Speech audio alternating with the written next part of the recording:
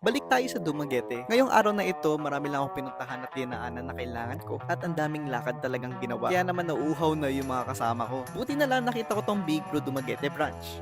Akalain nyo, meron rin pala dito sa Dumaguete dito dahil ito yung isa sa pinaka-favorite kong inumin sa Manila.